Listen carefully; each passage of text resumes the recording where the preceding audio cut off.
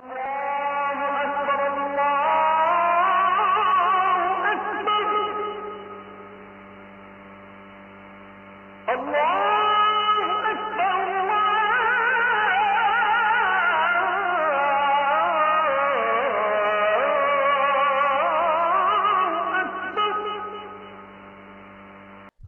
নসিহতকে জীবনের সঙ্গী বানায় নেবেন। এক নাম্বার নসিহত, মান আরাদা সাহিবাহু ফাল্লাহু ইয়াকফি। আল্লাহকে বন্ধু বানায় নেবেন। আওয়াজ করে বলেন, আল্লাহকে কি বানাবেন? সবাই বলেন, কি বানাবেন? এবার সবটা মিল্লা একত্রে বলেন তো, আল্লাহরে কি বানাবেন? আল্লাহরে বন্ধু বানাইতে তেমন কিছু দিতে হয় না, শুধু সেজদা দিবেন। ওয়াসজুদ ওয়াক্তারিব, সেজদা দিবেন, মালিকের নিকটে যাবেন। সেজদা দিবেন, কাছের হবেন। সেজদা দিবেন, আপন হবেন। যত সেজদা দিবেন তত মালিকের বন্ধু হবেন। জোরে কোন আল্লাহু আকবার। আকরাবু মা ইয়াকুনুল আবদু মির রাব্বিহি ওয়া হুয়া সাজিদুন ফাকসিরুদ দুআ। অধিক পরিমাণে সেজদায় গিয়ে দোয়া করবেন। যত দোয়া করবেন, যিনি আপনারে দামি আপন বানায় নেবেন তিনি কে? আলী রাদিয়াল্লাহু তাআলা আনহুর লোকেরা নিচে ওয়াজ করার জন্য, আজকে যেমন আপনারা আমাদেরকে দাওয়াত করে আনছেন, উনি বলছে আজকে তোমাদেরকে 4টা ওয়াজ করব, কিন্তু সবাই মুখস্থ করে নেওয়া লাগবে। ওই যুগে তো মাইক ছিল না। আলী রাদিয়াল্লাহু তাআলা যদ্দুর বলছেন, পরের লোকেরা শুইনা শুইনা পরের লোকদেরকে বলছেন, পরের লোকরা শুনে শুনে পরের লোকদেরকে বলছেন। এইভাবে একজনের পর একজন কানে কানে প্রত্যেকে নিয়ে গেছে। এখন আপনারা আজকে মুখস্থ করা সহজ। বলেন তো, 1 নম্বরে বন্ধু বানাইবেন কারে? মাশাআল্লাহ। আরেকটা বার বলেন তো, কারে? আল্লাহকে বন্ধু বানানোর জন্য নামাজি হয়ে যান।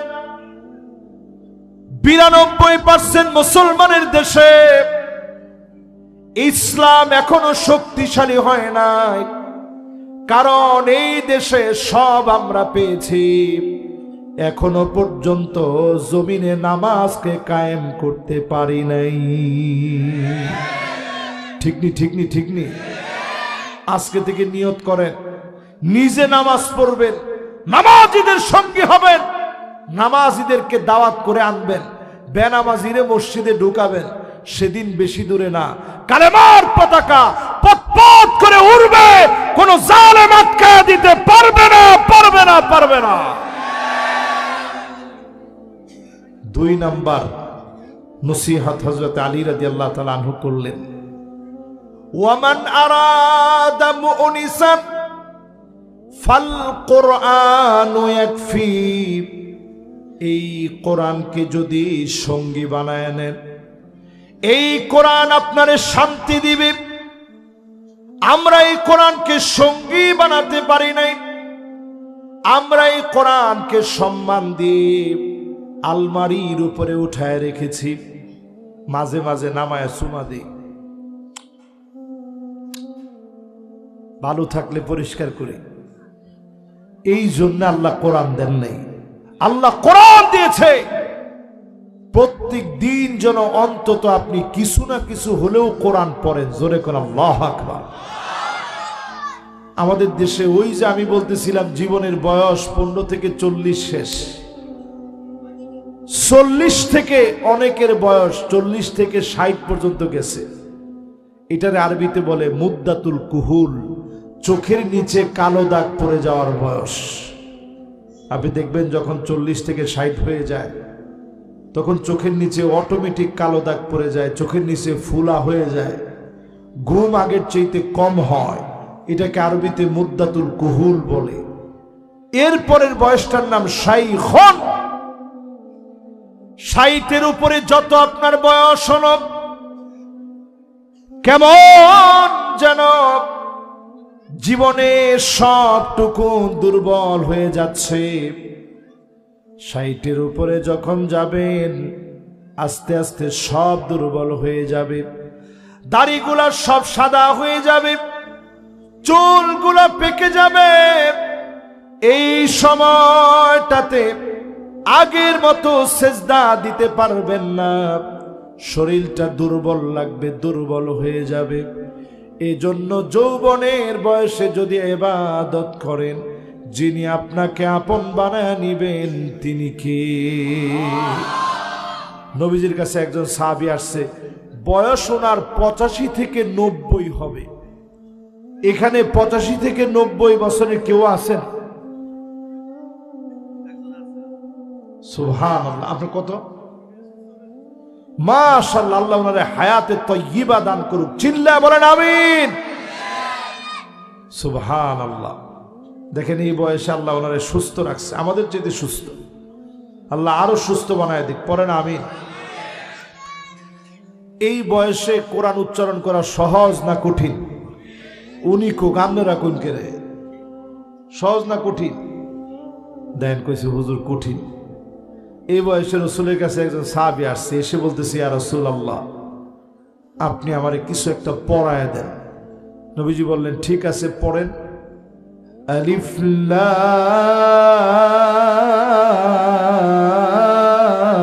রা।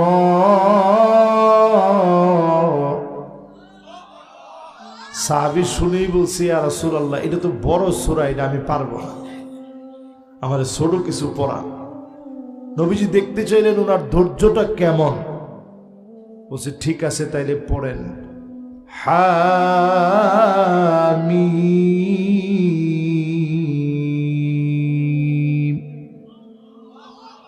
সাহাবী বলতেছে, ইয়া রাসূলুল্লাহ, এইটাও আমার কাছে কঠিন লাগে, এটা আমি পারবো না।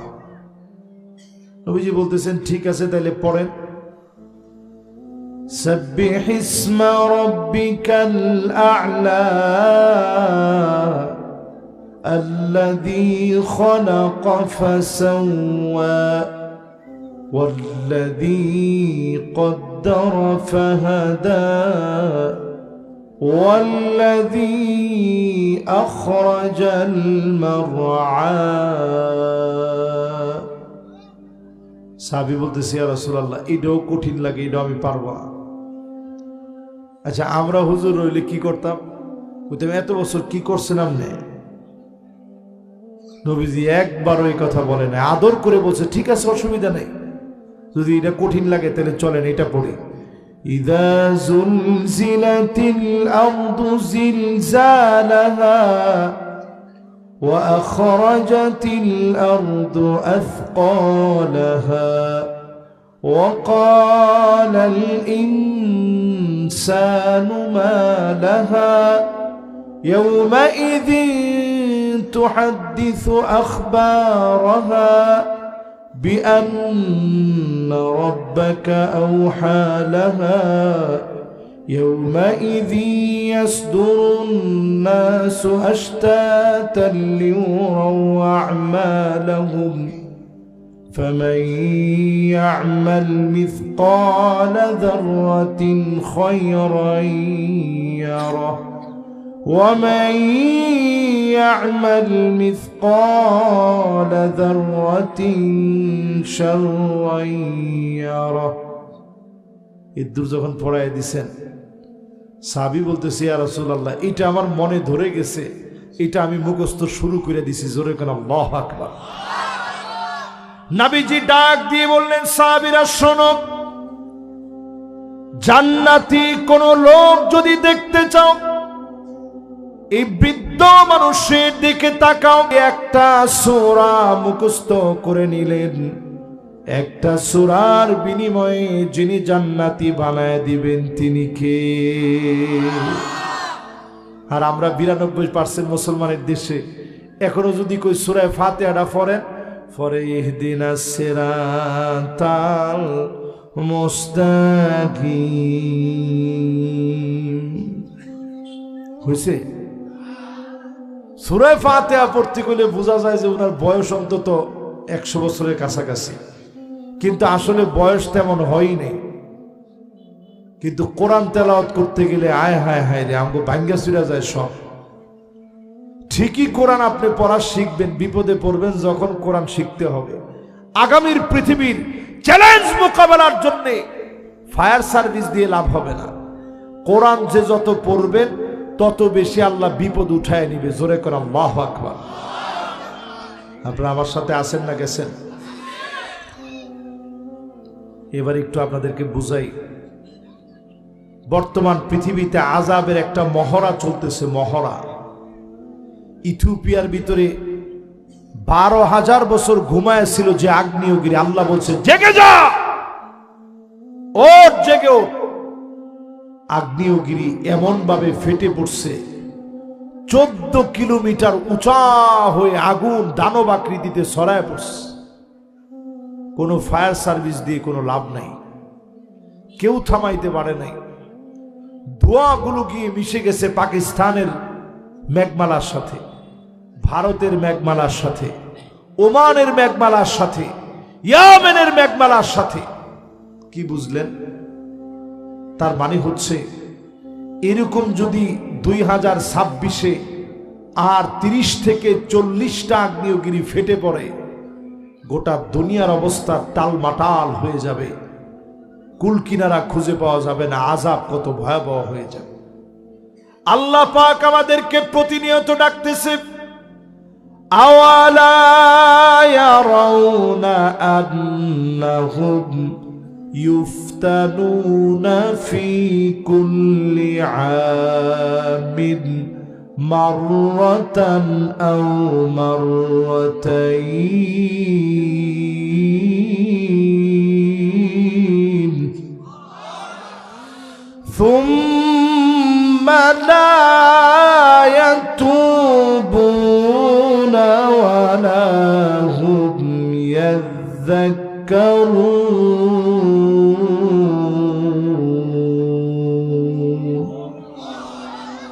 এজন্য আজকে থেকে নিজের টাইনা নিয়ে আসেন দিনের দিকে, এই কোরআনের সঙ্গী হয়ে যান, নিজে কোরআন পড়া শিখেন। রজব মাসের কয় তারিখ বলতে পারেন?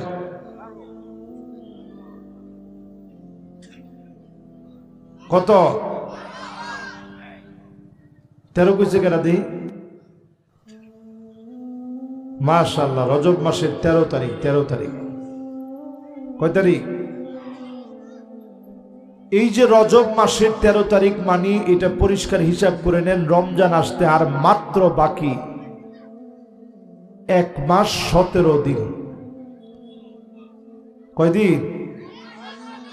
আচ্ছা, রমজান আসবে, এরপর আপনি কোরআন শিখবেন না, আপনার চাইতে বঞ্চিত আর কে হতে পারে? ইয়াদউনাল্লাহ সিত্তাতা শুরিন আইয়ুবাল্লিগুকুম রমাদান। সাহাবায়ে কেরাম 6 মাস ধরে দোয়া করতেন, আল্লাহ রমজান পর্যন্ত পৌঁছায় দিয়ে। ইয়াদউনাল্লাহ সিত্তাতা শুরিন আইয়াতাকাব্বালাহু মিনহুম। 6 মাস দোয়া করতেন, আল্লাহ যা আমল করেছি কবুল করে নিন। গোটা বছরটা রমজানের চিন্তায় চিন্তায় কাটায় দিতেন। 6 মাস দোয়া করতেন রমজান পাওয়ার জন্যে, 6 মাস দোয়া করতেন দোয়াগুলা কবুল হওয়ার জন্যে, আমলগুলা কবুল হওয়ার জন্যে। রমজান আসার আগে যদি কোরআন শিখার জন্য নিয়ত করে ফেলেন, আপনাকে আমাকে যিনি অবশ্যই শিখায় দিবেন তিনি কে? তাহলে 2 নাম্বার শেষ। 3 নাম্বার নসিহত আপনার জন্য, আমার জন্য, সবার জন্য।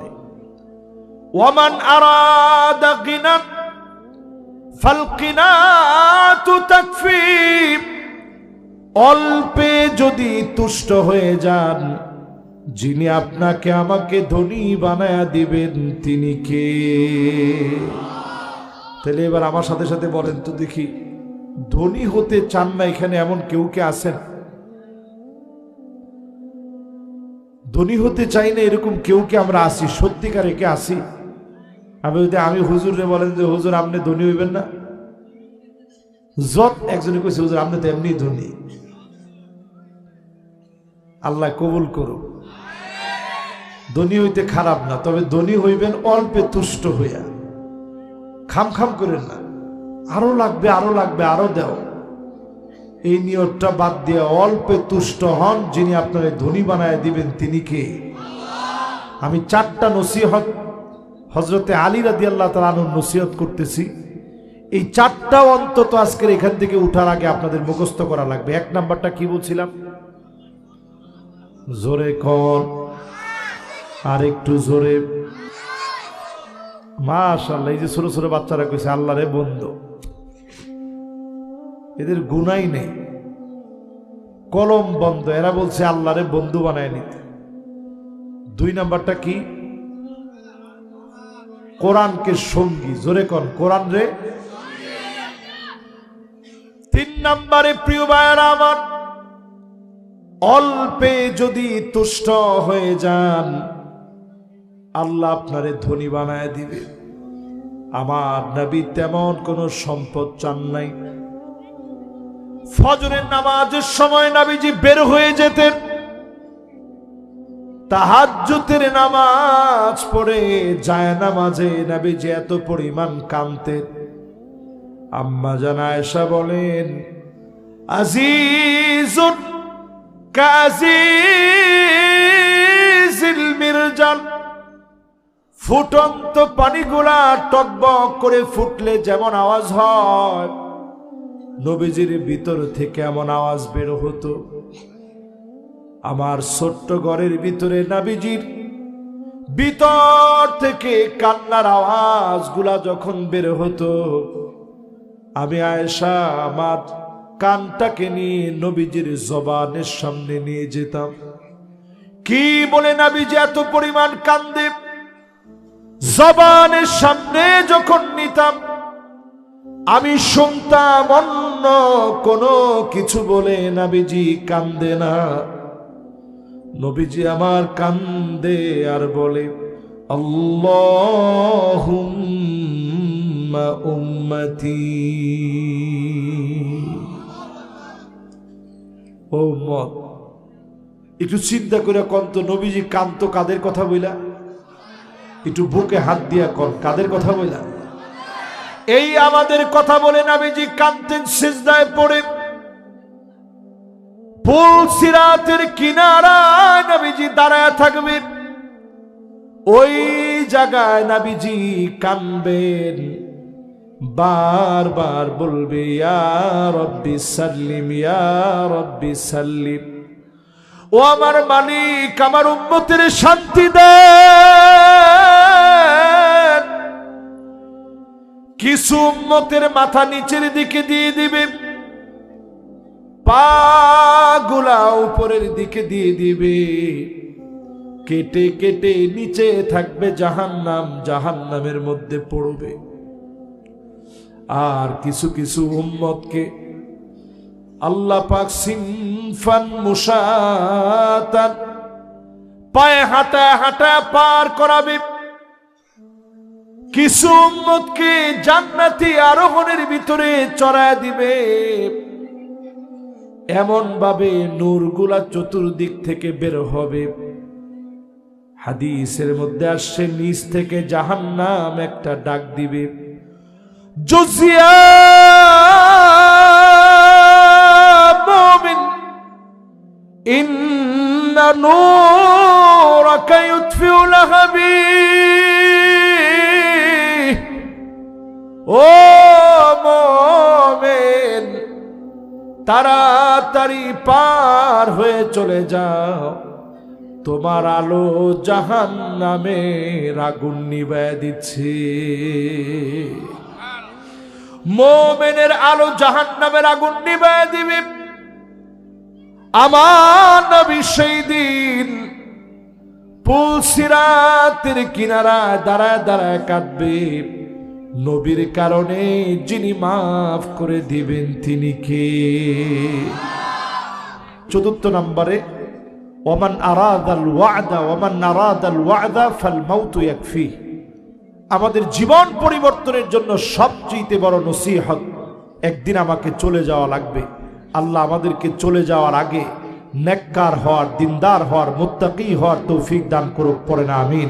এই 4 নসিহত যদি আজকে নিয়ে যেতে না পারেন, ফান্নারু মাসওয়া, জাহান্নাম আমাদের ঠিকানা হবে। আল্লাহ আমাদেরকে জাহান্নামের আগুন থেকে হেফাজত করুক, পড়েন আমিন। আসসালামু আলাইকুম।